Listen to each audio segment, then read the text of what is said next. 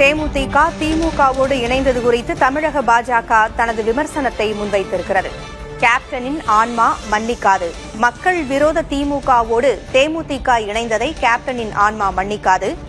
Captain மற்றும் தேமுதிகவிற்கு கொடுமை இழைக்கப்பட்டிருப்பதாகவும் அவர்கள் கூறியிருக்கிறார்கள்.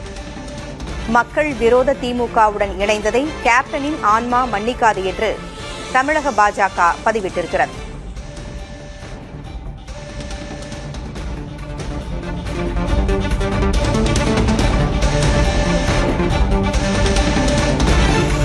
கூடுதல் விவரங்களை வழங்க செய்தியாளர் விக்னேஷ் முத்து இணைந்திருக்கிறார். விக்னேஷ் முத்து, தேமுதிக திமுகவோடு கூட்டணியை உறுதி செய்திருக்கிறது. இதுகுறித்து பல்வேறு தரப்பினரும் தங்களது கருத்துக்களை பதிவிட்டு வரும் நிலையில் தமிழக பாஜக தற்பொழுது கேப்டனின் ஆன்மா இதை மன்னிக்காது என்கிற ரீதியில் பதிவிட்டிருக்கிறார்கள். கூடுதல் விவரங்களை பதிவு செய்யும்.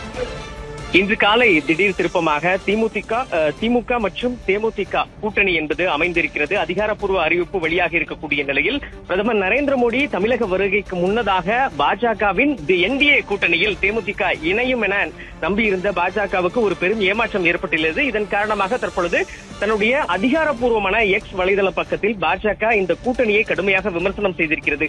தன் வாழ்நாள் முழுவதும் தீய சக்தி திமுகவை எதிர்த்து மக்கள் பணியாற்றியவர் கேப்டன் விஜயகாந்த் அவர்கள். அதனால் கேப்டன் விஜயகாந்த் அவர்களுக்கும் அவர் உருவாக்கிய தேமுதிகவிற்கும் கொடுமைகளையும் அவமானங்களையும் மட்டுமே வழங்கியது திமுக. அத்தகைய மக்கள் விரோத திமுகவுடன் இன்றைய கேப்டன் உருவாக்கிய இயக்கம் இணைந்ததை ஒருபோதும் கேப்டனின் ஆன்மா மன்னிக்காது என தெரிவித்திருக்கிறது. ஒட்டுமொத்தமாக பாஜகவை பொறுத்தளவு இந்த முறை சட்டமன்ற தேர்தலில் அதிமுக கூட்டணியில் இணைந்து ஒரு வலுவான கூட்டணியை அமைத்து வரக்கூடிய நிலையில் பிரதமருடைய மதுரை வருகைக்கு முன்னதாக இந்த கூட்டணியில் தேமுதிகவை இணைக்க தொடர்ச்சியாக திரைமறைவில் பேச்சுவார்த்தையை நடத்தி வந்தது. ஆனால் திடீர் திருப்பமாக தற்பொழுது அதிகாரப்பூர்வமாக இந்த கூட்டணி என்பது மாறி இருக்கிறது. இதனால் இந்த ஒரு விமர்சனத்தை பாஜக தற்பொழுது முடித்திருக்கிறது. மேலும் சில கட்சிகள் பாஜகவினுடைய கூட்டணியில் இணையும் என எதிர்பார்க்கப்பட்ட நிலையில் அதற்கு சற்று பின்னடைவாக பார்க்கப்படுகிறது. இதன் காரணமாக கடந்த 2011 இருந்து இந்த கூட்டணி வலுவாக தமிழகத்தில் என்டிஏ கூட்டணியில் பயணித்த தேமுதிக தற்பொழுது திடீர் திருப்பமாக இந்த சட்டமன்ற தேர்தலில் திமுக பக்கம் சென்றிருக்கிறது. உங்களடி 200 இடங்களுக்கு மேல் இந்த கூட்டணி வெற்றி பெறும் என்று பிரேமலதா விஜயகாந்த் மிக நம்பிக்கையாக தெரிவித்திருந்தார். என்னென்ன இடங்களை அவர்கள் கேட்கிறார்கள் என்கிற தகவல் ஏதாவது வெளியாகி இருக்குதா?